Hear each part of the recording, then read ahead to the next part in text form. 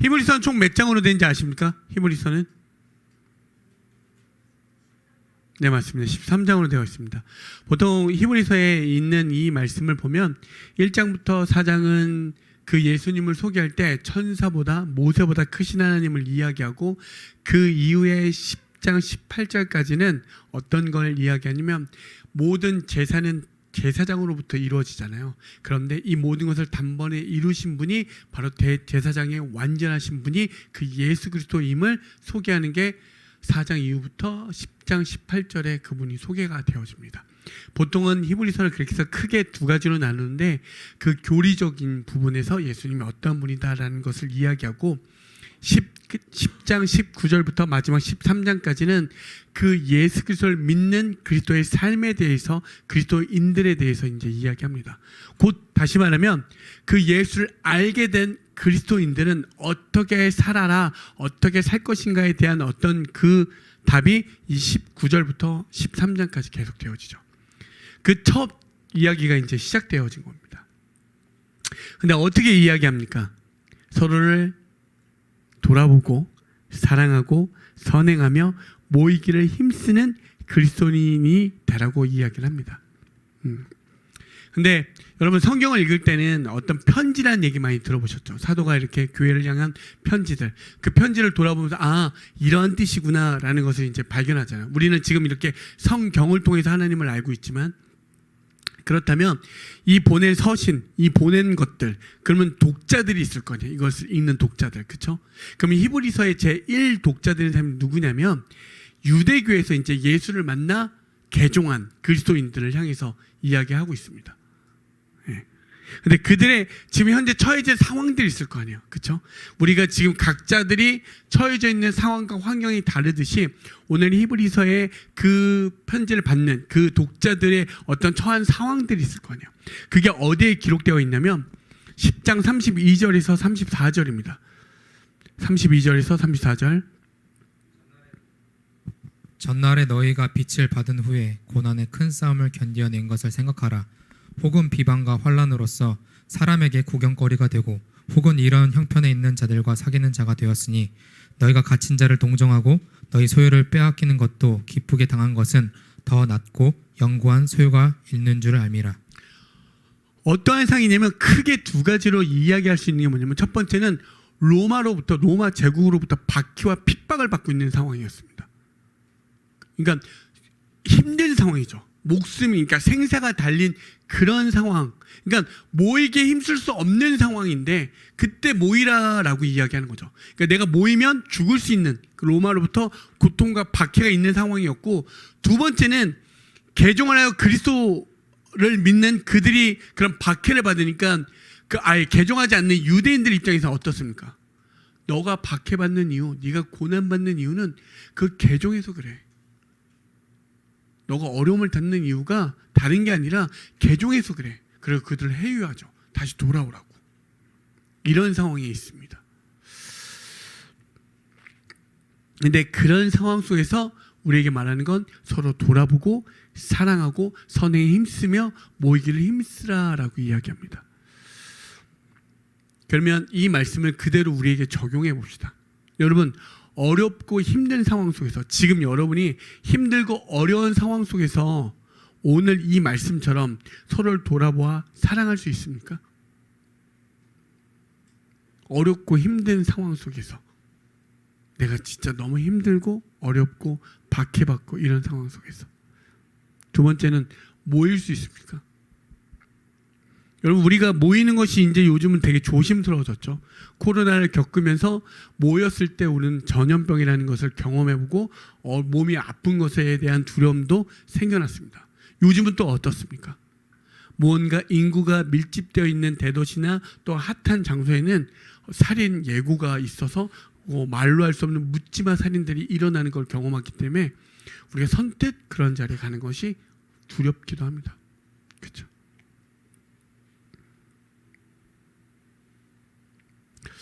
가만히 생각해보면 세상의 관점에서 보면 그리스도인들을 보게 되면 어떻습니까? 그냥 자기 하나 챙기지도 못하면서, 자기 하나 건사하지 못하면서, 자기 하나를 어떻게 삶을 온전히 잘 살아가지도 못하면서 남을 돌보라라고 이야기합니다. 그러니까 어리석은 집만 골라하는 어떤 모임이 어디죠? 교회. 가만 생각해 보십시오. 내 삶도 어렵고 힘들고 좌절되는데 나는 부인하여 남을 유익을 위해서 기꺼이 살아가는 그 모임, 얼마나 어리석어 보입니까? 나도 없는데 너가 힘드니 나도 나누어줘. 그렇게 하는 곳이 어디? 교회라고 이야기합니다. 가장 멍청한 집단이고 가장 어리석은 집단이 교회인 거죠. 세상의 관점에서 볼 때. 근데 놀랍게도 우리 교회 안에서 우리가 볼 때 예수를 아는 자들, 예수님을 아는 자, 그리고 예수님을 알아 그분과 관계하는 사람은 기꺼이 어떠한 짓을 하죠? 이 멍청한 짓을 합니다. 어리석은 짓을 합니다. 여러분, 여기에서 되게 중요한 메시지가 있어요. 세상은 예수를 모르기 때문에 어리석어 보이는 게 맞습니다. 그렇지 않습니까? 그런데 이 어리석은 것이 알매도 불구하고 교회 안에서 진짜 예수를 알아 예수님을 만나 예수님과 관계하는 자는 그 어리석은 것을 기꺼이 행하는 거죠. 모든 게 손해지만 여러분, 놀랍게도 예수를 만나는 모든 사람들은 모든 게 손해인 걸 알지만 신이라는 그 신께서 나의 삶을 개입하시고 나를 이끌어가는 걸 경험합니다. 그래서 후회 주시고 미쁘신 그 하나님이 무엇인지를 알아 하나님은 언제나 인자하시고 자비롭습니다 라고 고백하며 살아가게 되는 거죠. 비록 내가 오늘의 손해보는 삶이 있더라도. 그래서 우리는 그걸 뭐라고 이야기하죠? 축복이라고 하고 은혜라고 이야기합니다. 그게 교회에서 이야기할 때, 그렇죠? 비록 내 삶이 예수님께서 걸어가신 그 십자가의 길이지만 나 또한 그의 십자가의 길이지만 이것이 나에게는 은혜입니다라는 것으로 도달되어집니다. 이게 진짜 예수를 아는 사람들의 모습에 공통적으로 나타나는 모습이에요. 그러면 오늘의 말씀의 제목을 제가 알면 사랑한다라고 이야기했습니다. 여러분, 우리가 오늘 처해진 상황과 환경을 보십시오. 모이는 거 불편하죠. 그렇죠? 예배도 요즘은 이제 온라인 예배가 너무나 잘 되어져 있습니다. 그리고 유튜브를 들어가시면 우리가 아주 훌륭하게 잘 좋은 말씀을 전해주신 목사님도 얼마든지 그 채널 들어가서 볼 수도 있고요. 좋은 찬양팀에 좋은 사운드에 아주 잘 되어져 있는 것도 얼마든지 경청하고 들으면서 하나님을 만날 수 있습니다. 그렇죠? 근데 모여야 됩니까? 얼마든지 그런 것들 우리가 취사 선택할 수 있잖아요. 그렇죠? 그리고 예배에 나오면 여러분 여러 가지 불편한 게 있지 않습니까? 어떤 사람은 에어컨을 켜라, 어떤 사람은 에어컨을 꺼라, 나는 춥다, 나는 덥다, 그렇죠? 이거 하나만 가지고도 난리가 납니다. 여름철에 너는 덥냐, 나는 춥다, 그렇죠? 불편하죠. 뭔가 계속적으로 누군가를 의식하게 되고 신경 써야 되고 불편함이 계속되는 이 모임 가운데 왜 들어와서 예배를 드려야 됩니까? 그냥 쉽게 말하면 그냥 내가 내 있는 방에서 목사님과 그 좋은 온라인을 통해서 말씀 들으면 되고 여러 가지 것들이 편안하고 좀 더 집중할 수 있으려면 얼마든지 할 수 있는데 우리는 왜 이 모든 것을 감수해서라도 이 자리에 나와서 예배해야 됩니까? 헌금은요. 교회 나오면 헌금해야 되는 부담감이 있잖아요. 자, 문을 열자마자 우리에게 딱 바르면 저 십자가의 저 상자, 여러분 얼마든지 외면할 수 있지만 자꾸 나를 신경 쓰이게 하는 저 상자, 그렇죠? 그런데 집에서 혼자 드리면 그런 거에 없잖아요. 그리고 내가 진짜 이 교회가 정말 내가 보낸 이 헌금을 잘 쓰고 있는지 불안하잖아요. 확실하지도 않잖아요. 그러면 내가 원하는 곳에 기부하면 되잖아요. 그렇죠? 전혀 어떤 메리트가 없습니다. 오늘 살아갈 때. 그렇죠? 왜냐하면 내 기준에서 생각을 해보면 여러분의 생각하는 그 기준대로 해보면 이 어떠한 것이 온당한 거, 맞는 것이 별로 없습니다. 그렇죠? 그러면 무언가 특별한 게 있어야 되잖아요. 여기 왔을 때. 여기에 아이돌이 있습니까? 뭐 이렇게 핫한 아이돌이 있습니까? 누가 왔을 때 뭔가 내가 특별한 게 있어야 될 거 아니에요. 뭔가 메리트가 있어야 되잖아요. 가성비가 맞아야 되지 않습니까? 여러분 가성비 많이 따지죠. 그렇잖아요. 왔을 때 뭐가 맞아야 되잖아요. 어떤 계산이 떨어져야 내 시간과 내 모든 것을 들여서 온 보람이 있어야 되는데 없잖아요. 그렇지 않습니까? 네? 이건 되게 중요한 메시지라고 생각합니다. 예수를 알면 기꺼이 손해보는데 여러분 손해보고 싶습니까? 그렇지 않잖아요. 유익을 얻고 싶고 이익을 얻고 싶잖아요. 예수를 통해서. 근데 예수님은 오늘 기꺼이 그 생사가 달린 그들을 향해서 기꺼이 손해보라고 이야기하고 있습니다. 그렇다면 여러분 교회 다니는 우리 성도들, 교회인 우리들은 무조건 답은 무엇으로 되어져야 됩니까? 그 무조건 모든 답은 예수 그리스도라고 점철되어지지 않으면 이 모든 계산은 하나도 맞지가 않습니다. 여러분 저랑 여기서 성격이 맞을 수 있는 사람이 몇이나 될까요? 없습니다. 저랑 성격이 맞는 사람. 예전에 앨범을 이제 만드는 시즌이 있었어요. 여러분 음악을 하나 만들 때 꽤 오랜 시간이 걸리거든요. 근데 저희가 막 어떤 정규 앨범 열 몇 곡을 이제 만드는데 2달이면 됩니다. 2달. 자 작사 작곡 딱 하고 편곡 딱 하고 자 녹음 들어갑니다. 새벽에 녹음하고 그럼 저는 새벽까지 또 부릅니다. 자 요거 빠졌으니까 이렇게 하고 자 오늘 밤에 녹음하고 또 새벽에 부릅니다. 이거 하고 이렇게 2달 안에 끝냅니다. 그럼 모든 사람들이 거의 기진맥진해서 다 헐떡헐떡거려요. 앨범 하자 이렇게 하면 다들 그냥 한숨부터 쉽니다. 근데 저는 그렇게 해야 된다고 일이 된다라고 생각하는 사람입니다. 여러분 이런 사람하고 같이 일하고 싶습니까? 숨이 턱턱 막히는데 어떤 분이 나지막한 소리로 아니요 이러네요. 맞는 사람이 없습니다. 맞는 사람이 없어요. 불편해요. 왜 열심히 해도 안 되는데 왜 저렇게 하지? 이런 생각이 마구마구 쏟아집니다. 그럼 예수님은요? 예수님은 우리 볼 때는 다 똑같죠. 여러분 그래서 결론적으로 말씀드리면 교회를 다니는 교회인 우리들은 무조건 답은 예수 그리스도이어야만 이 믿음의 삶 우리가 어떻게 살 것인가에 대한 모든 답이 해결되어집니다. 그렇다면 예수 그리스도가 우리의 답이 되어져야 된다면 우리는 누구를 알아야 됩니까? 예수 그리스도. 오늘 이 말씀을 들고 온 이유가 무엇이냐면 우린 그렇게 할 수 없어요. 여러분의 칼과 총을 들어야 되는데 어떻게 서로를 돌보고 사랑하며 선행을 격려하며 모이기를 힘쓸 수 있습니까? 안 되잖아요. 그런데 예수 그리스도를 알고 깨달아지니 그분과 관계되어지니 그렇게 나아갈 수 있는 거고 2000년이 지난 지금에도 그 예수를 믿고 살아가는 사람도 있고 손해보는 사람들이 있는 거 아닙니까? 아멘. 그렇다면 그 예수 그리스도를 알아야죠. 도대체 그 예수 그리스도가 우리에게 무엇이기에 이렇게까지 우리를 몰고 가시는지 혹은 그 예수 그리스도가 무엇이기에 우리가 이렇게 살아가겠습니까?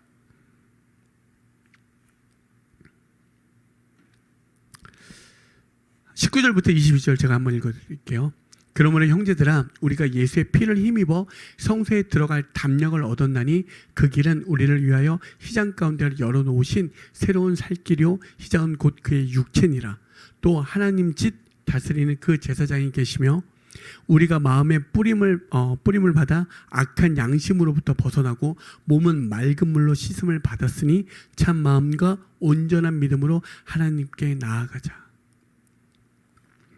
여러분 여기 되게 중요한 말씀이 있는데 무엇이냐면 우리가 결국에는 성도들은 교회는 예수 그리스도라는 그 답으로 점철되어져야 된다고 말씀을 드렸습니다. 그렇다면 그 예수 그리스도를 알아야 되는 그 과정 속에서 하나님께 나아가는 그 방법들에 대해서 오늘 19절부터 22절이 나왔는데 여러분 이스라엘 백성들은 이스라엘 사람들은 항상 무엇을 드렸죠? 제사를 드렸습니다. 그렇죠? 그 제사를 드리는 방법이 무엇이었죠? 대제사장을 통하여 그 제사를 드렸습니다. 매 절기마다 매 년마다 늘 예배를 드렸죠. 그런데 놀랍게도 오늘 여기에서는 무엇을 이야기하냐면 그 예수 그리스도의 피로 말미암아 성소에 들어갈 담력을 얻었다. 곧 이제 제사장이 없이 내가 직접 하나님을 만날 수 있는 그 길이 누구를 통하여? 예수 그리스도의 피로 통하여 열렸다라는 것을 이야기합니다. 기존에 있는 우리가 알고 있는 모든 게 다 깨진 거예요. 하나님을 만날 때 하나님께 나아갈 수 있는 방법이 이거였는데 아니야, 그게 다 깨진 거예요. 그리고 예수로 통하여 예수의 피로 인하여 우리는 하나님을 만날 수 있다라고 오늘 소개하는 거죠. 그 20절에 무엇이라고 이야기합니까? 휘장이었죠. 휘장. 여러분, 휘장은요, 우리 손으로, 사람의 손을 찢을 수 없는 그것입니다. 근데 예수님이 죽을 때 성소의 휘장이 찢어졌습니까? 안 찢어졌습니까? 찢어졌죠. 그건 누구? 그리스도의 육체의 고난을 통하여 그분이 찢기심 당하시고 그분이 고난 당하셔서 우리를 하나님을 만날 수 있는 그 길로 연결해 주셨다는 것을, 우리가 알고 있는 모든 방식이 다 깨진 거죠. 그리고 새로운 길, 유일한 길, 그게 무엇? 예수 그리스도라고 이야기합니다.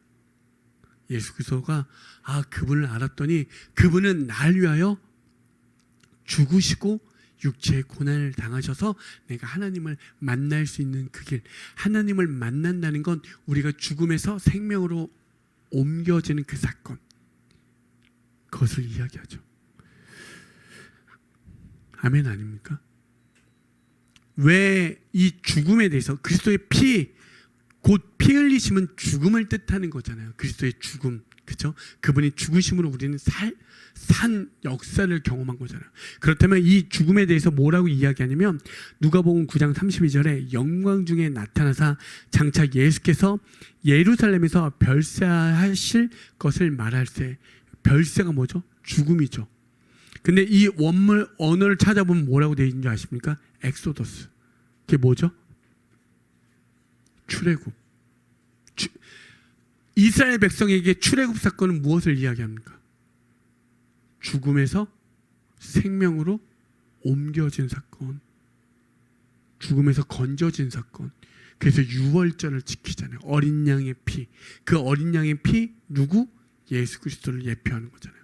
모든 성경은 놀랍게도 오실 예수 그리스도를 예표하고 그 예표한 신약에서의 오신 예수님의 교훈과 행적을 이야기합니다. 모든 게 그 이야기 하나로만 되어져 있습니다. 아멘 아닙니까? 그들이 그렇게 나온 게 어떠한 제사, 이게 아니라 예수 그리스도를 모형해서 이미 하나님이 우리에게 이야기해 주신 거죠. 죽음에서 건짐받을 수 있는 건 그 어린 양의 피고 그 피는 바로 예수 그리스도란다라고 이야기하는 거죠. 그래서 그분의 죽음을, 그 별세, 그 죽음을 언어로 하면 엑소더스, 출애굽이라고 이야기하는 겁니다. 단번에 이제는 모든 제사가 예수 그리스도로 인하여, 완전한 대제사장 예수 그리스도로 인하여 우린 유일한 길, 새로운 길이 완전히 열려 있는 거죠. 그래서 저자는 우리에게 떠나지 말라고, 그 예수를 떠나지 말라라고 이야기하는 겁니다. 뭔가를 우리에게 강요하는 게 아니라 너희들 그 죽음, 너희들에게 이 땅에서 마지막, 우리가 막 불안해하는 거, 돈이 없어하는 이 모든 거 뭐요? 그건 다 죽음에 대한 어떤 두려움에서 오는 겁니다. 여러분, 죽음이라고 하니까 생물학적 죽음이 있지만 여러분 철학적 죽음, 이 모든 게 다 규결되어 있어요. 그러니까 그것과 소외되지 않고 그것으로부터, 그 두려움으로 벗어나려고 우리는 안간힘을 쓰고 성을 쌓고 이름을 내세우는 거예요. 그 모든 거에서 진짜 벗어날 수 있는 건 무엇이라고? 예수라고 이야기하는 거죠. 그래서 하나만 이야기합니다. 예수님을 떠나지 말라라고. 그걸 계속적으로 때로는 히브리서에는 경고하면서 우리에게 이야기하는 거예요. 떠나면 난리 난다. 그러니까 유대인들 입장에서는 어떻습니까? 어리석어 보이지만 우리를, 그것을 아는 우리는 그게 은혜요 진리라고 이야기하는 거죠. 아멘. 그래서 23절에 이렇게 이야기하십니다. 또 약속하신 이는 미쁘시니 우리가 믿는 도리의 소망을 움직이지 말며 굳게 잡고. 여러분, 성경에 보면, 읽다 보면, 개역개정을 읽다 보면 미쁘다, 미쁘시다 이런 말을 많이 듣습니다. 여러분, 근데 성경은 그냥 문자적으로 읽다 보면 미쁘다 하면 뭐가 연상되어지십니까? 미쁘다라고 하면 그냥 솔직하게 관심이 그렇게 없기 때문에 미쁘다 하면 떠오르는 어감들, 이렇게 생각 드는, 연상되어지는 게 있잖아요. 보통 미쁘다 하면 예쁘다 이게 떠올리시는 분, 솔직하게, 네, 솔직해서 좋습니다. 대부분 제가 여기 손을 안 들었지만 절반 이상은 미쁘다, 그러니까 뭐 아름다울 미자 대충 예쁘다 요의 합성어처럼 요 정도, 라고 생각할 수 있지만 미쁘다라는 건 신실하다 이 뜻입니다. 신뢰할 만한, 신뢰한, 믿을 만한 이것을 뜻하는 거예요. 그것을 이렇게 세번역 성경으로 읽어 제가 말씀드리면 이렇게 됩니다. 또 우리에게 약속하신 분은 신실하시니 우리는 흔들리지 말고 우리가 고백한 그 소망을 굳게 지킵시다. 이렇게 이야기합니다. 우리가 신앙 고백을 하잖아요. 그렇죠? 하나님 주는 그리스도시요 살아계신 하나님의 아들이십니다. 날마다 주는 우리의 구주십니다. 만왕의 왕이십니다. 우리가 날마다 고백하지만 여러분이 그 소망을 붙잡고 인내하십니까? 아니잖아요. 좌절될 때 많잖아요. 그런데 여기서 중요한 건 무엇이냐면 바로 미쁘시다. 나는 그렇게 고백할 수 없는 존재고 나는 그렇게 할 수 없는 존재. 여러분 반드시 우리가 어떠한 존재인지를 먼저 깨달아야 됩니다. 우린 그렇게 할 수 없음을 늘 제가 말씀드리는 게 무엇이냐면 여러분 그렇게 수없이 되뇌이고 고백하지만 진짜 여러분이 이길 수 없는 환경과 상황이 오면 여러분 그 고백이 유지되어지십니까? 아니요. 무너지잖아요. 그래서 우리가 날마다 교회에 나와 예배하고 기도하는 이유는 무엇이냐면 인간은 절대 의존적 존재이기 때문에 심령이 가난한 자이기 때문에 하나님 없이는 살아갈 수 없는 존재임을 깨달아 그분을 붙잡기 위해서 기도하고 말씀을 보며 찬양하며 나아가는 거예요. 왜? 그분은 어떤 분? 미쁘신 분. 미쁘다가 무슨 뜻이라고? 신뢰할 만한, 신실하다. 여러분 하나님이 모세한테 짠 하고 나타날 때 자기소개를 합니다. I am ground 자기소개하게 하죠. 네. 하나님이 자기소개를 하는 장면에서 어떻게 소개합니까? 나는 누구다 이렇게 할 때. 여러분 별명들 있죠. 자기를 뭔가 좀 이렇게 재밌게 표현할 때. 그렇죠? 저는 보통 피글렛이라고 합니다. 피글렛. 좀 닮았습니까? 그럼 연상이 되죠. 피글렛을 볼 때마다 제가 떠오를 거 아니에요. 근데 예수님이 지금 모세한테 등장해서 자기를 소개할 때 무엇이라 이야기한 줄 아십니까? 제가 한번 읽어드릴까요? 여호와께서 그의 앞으로 지나심에 선포하시되 여호와라 여호와라 자비롭고 은혜롭고 노하기를 더디하고 인자와 진실이 많은 하나님이라. 좀 재미없죠. 재미없지만 하나님이 자기소개를 합니다. 모세한테 어떻게 이야기하냐면 나는 자비롭고 은혜롭고 노하기를 더디하고 인자와 진실이 많은 하나님이라고 이야기합니다. 여기서 중요한 단어가 바로 인자와 진실입니다. 인자는 우리가 말하는 이 헤세드라고 이야기하고요. 여기서 말한 진실, 진리라고 하는 이것은 무엇이냐면 에메츠라고 이야기합니다. 인자라는 헤세드는 뭐냐면 끝없는 사랑, 하나님의 사랑 끝이 없다라고 이야기하는 것이고요.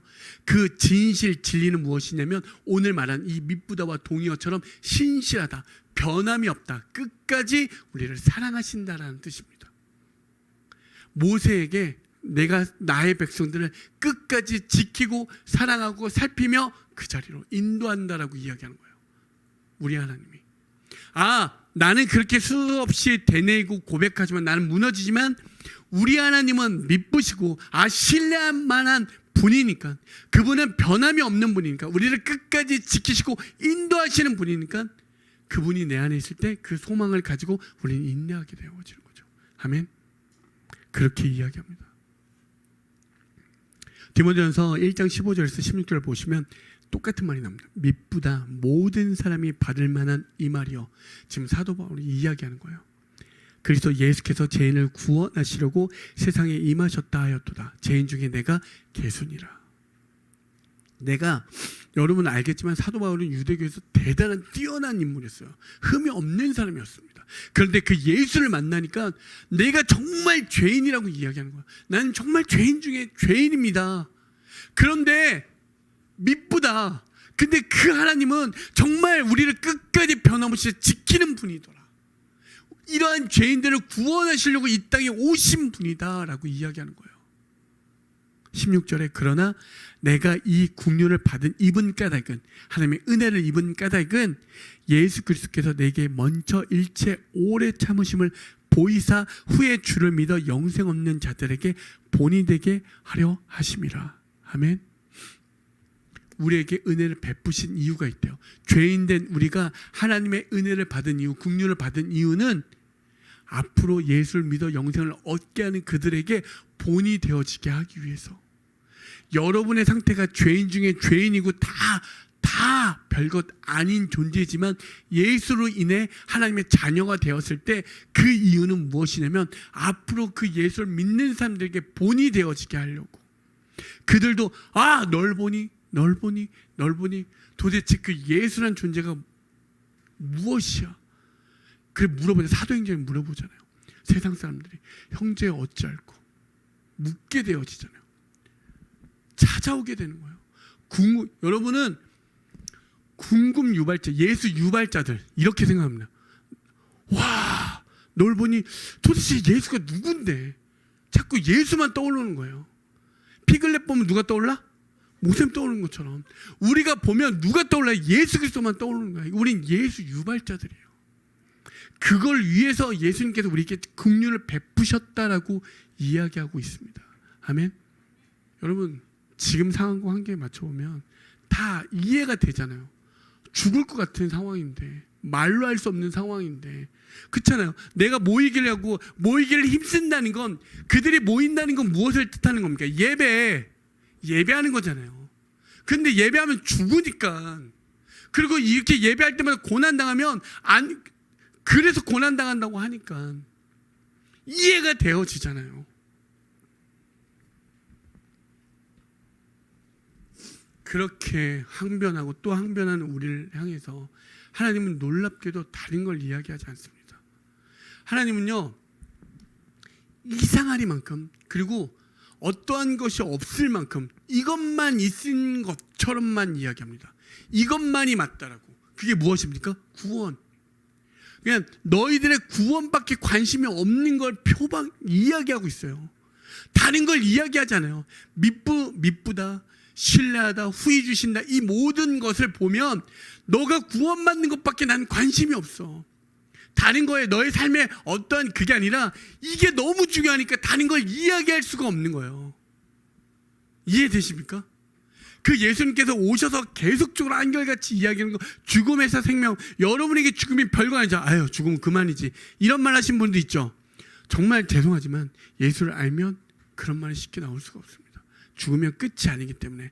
예수님이 이 땅에 오셔서 죽음에 대한 그 자세를 보면 여전히 그 죽음에 임박한 그들 향해서 복음과 하나님의 나라만 이야기합니다. 왜? 죽으면 끝나는 게 아니라 죽으면 이제 그 문을 통하여 하나님의 나라로 돌아가는 그 지점, 그 심판의 자리에 서기 때문에 그 이야기를 계속적으로 반복하여 중의적으로 우리에게 이야기하는 거죠. 강조하면서.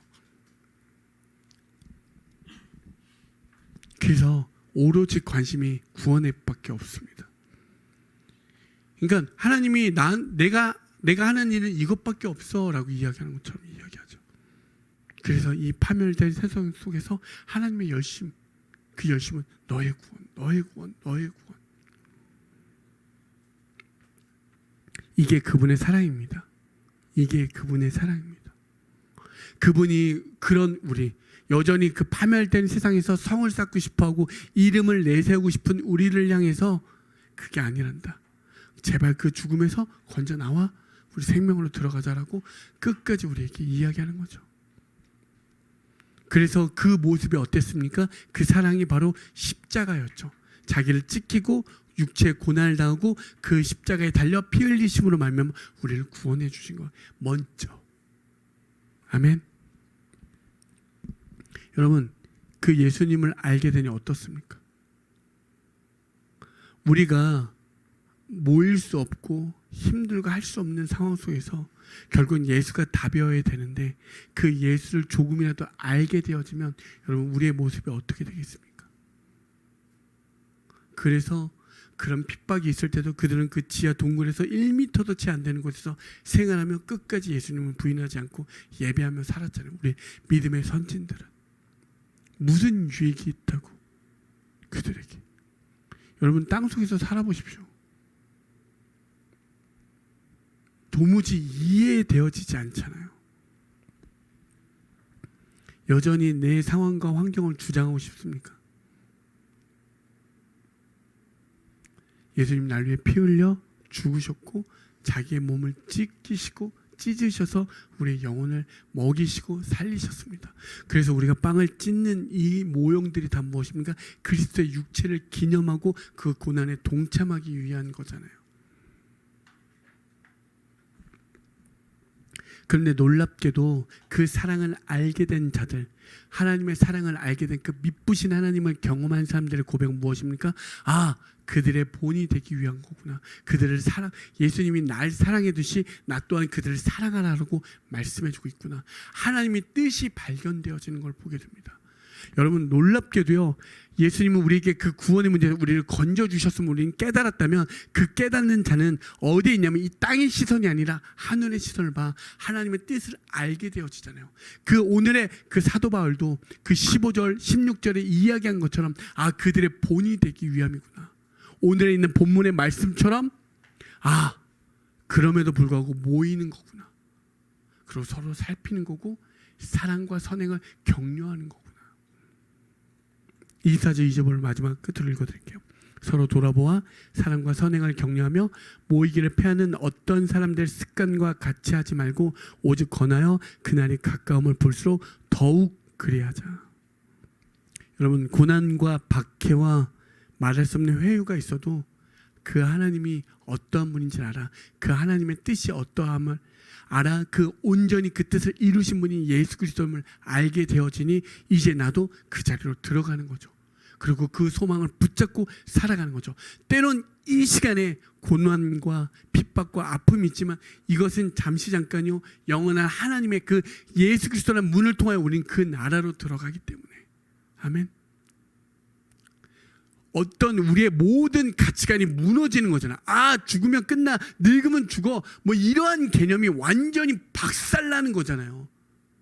아, 이제 그 내 모든 삶이 끝나는 그 지점은 이제 하나님의 나라로 들어가느냐 그렇지 않느냐의 자리로 오는 그 과정 속에 있다는 걸. 그래서 우리는 이 땅에서 하나님의 나라를 준비하는 자들이라고 이야기하잖아요. 여러분, 그 은혜가 있길 소망합니다. 우리는 그 어떤 것도 할 수 없습니다. 여러분, 총과 칼이 우리에 있는데 어떻게 모이기를 힘씁니까? 서로 돌아본다는 건 살피라고. 때론 부딪히고 어려움이 있지만 그의 어려움이 무엇인지 가까이 보아야지만 알잖아요. 살펴야 되잖아요. 와, 저 친구가 저랬는데 참 안에는 많은 상처와 아픔이 있구나. 저 친구가 저렇게 할 때마다 너무 속상했는데, 아, 이런 이유가 있었구나. 알게 되어지잖아요. 조금 더 알면, 진짜 예수를 알면 알수록 우린 뭐예요? 내 기질이 달라도, 내 상황과 달라도 그를 사랑할 수 있고, 사랑은 모든 허다한 죄를 덮는 그 말씀이 내 삶 속에서 실천되어지는 걸 경험하게 되어질 줄 믿습니다. 이게 어떤 것? 예수만 있을 때 가능합니다. 여러분, 그 은혜를 반드시 경험해 보십시오. 어설프게 사랑 흉내내지 마시고, 여러분, 사랑이라는 건 사랑과 선행을 격려하라는 말에, 이 말은 뭐냐면 격려하라는 그 뜻도 선동하다, 이 정도예요. 그러니까 중의적인 그 두 가지의 의미가 담겨져 있는데 더 극성적으로 이야기해요. 사랑은 무엇입니까? 하나님의 뜻을 온전히 이루신 예수님, 그 예수님의 그 사랑의 정수가 무엇입니까? 십자가. 그냥 너 사랑해 뭐 빵 이런 게 아니라 기꺼이 용서하고 용납하고 어떤 손가락질, 핍박과 고난, 고통에 찢겨짐이 있어도 묵묵히 그 길을 올라가는 거. 그게 사랑입니다. 그게 사랑이에요. 사랑은 하나님의 뜻의 표현입니다. 그래서 우리의 예배 자리에 들어오는 거예요. 그래서 우리가 사랑할 수 없는 자리에서 사랑할 수 있게 되는 게 누구 때문에? 예수 그리스도 때문에. 아멘. 그래서 오늘 우리 마지막 찬양처럼 세상은 흔들리고 사람들은 변화였고 사람들은 다 주를 떠나도 우린 주님을 신뢰하는 건 줄 믿습니다. 아멘. 왜? 사람을 보면 우리는 금세 무너져요. 사람을 보면 그 어떠한 사람도 예수를 대처할 수 없기 때문에 우리는 무너질 수밖에 없습니다. 그런데 그 말씀과 더욱더 성령의 도우심으로 말미암아 그 예수를 알아가면 알아갈수록 내가 용납할 수 없는 자리에 용납하게 되고, 사랑할 수 없는 자리에서 사랑하게 되며, 용서할 수 없는 자리에서 용서하게 되어지잖아요. 여러분, 그 은혜가 있길 소망합니다. 이게 진짜 예수를 아는 거예요. 그래서 무언가 알았으니까, 아, 그래, 우리 저기에 가면 누구 있으니까 불편해, 그냥 온라인 예배 드려야지. 예수를 아는데 그렇게 된다고? 아니요. 그 공동체에 부으신 이유가 있는 거예요. 왜 저렇게 교회가 많아? 그거는 여러분 정말 예수를 모르기 때문이에요. 하나님의 뜻은 반드시 있기 때문에 그 공동체마다, 혹은 어떤 달동네에 그 십자가 있어봤자 뭐해라고 하지만 하나님은 그 달동네 어떤 한 진짜 곧 돌아가시면 죽을 것 같은 그 할머니를 구원하시고자 그 한 명의 사역자를 보낼 수도 있다는 사실입니다. 여러분, 이게 완전히 역전되는 시선이 있어야 돼요. 땅의 시선이 아니라 하늘의 시선이 돼요. 그 하나님의 뜻을 발견하면, 아, 우리 가운데, 이 공동체 가운데 하나님 부르신 이유가 있구나. 교회마다 있지만 이 교회 가운데 우리를 부르셔서 하나님의 뜻이 무엇이 알아, 우리가 합력하여 선을 이뤄 그 뜻을 이뤄가기를 원하시는 거구나. 그것이 발견되어질 줄 믿습니다. 아멘. 그래서 여러분, 세상은 흔들리고 사람들 떠나고 나를 믿지 않아도 언제나 주님을 신뢰하시는 그 은혜가 있길 소망하고, 여러분이 힘들 때 더욱더 예수 그리스도를 알아가십시오. 여러분, 무언가 행하기 전에 더욱더 예수 그리스도를 알 때 비로소 우리를 사랑할 수 있는 자리로 들어간 줄 믿습니다. 아멘. 그 은혜가 여러분 모두에게 오늘 임하는 그 시간 되어지길 소망합니다.